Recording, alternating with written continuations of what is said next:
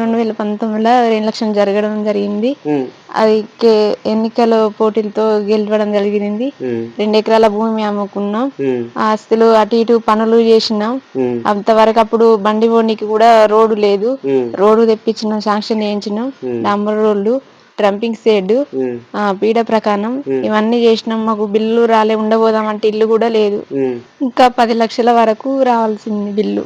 ఉమ్. ఆ, ఏమేం పని చేసారు ఊళ్ళో? డాంబర్ రోడ్ శాంక్షన్ చేయించినాం. ఉమ్, సిసి రోడ్లు పోసినాం. ఉమ్, ట్రంపింగ్ షెడ్ కట్టించినాం. ఉమ్, పీడ ప్రకారం చేయించినాం. ఉమ్, మార్కెట్ అంటే అది సాపి చేయించినాం. ఉమ్, ఇంతవరకు చేసినాం. కన్నా ఇంకా 8 లక్షల దాకా బిల్లులు రావాలి.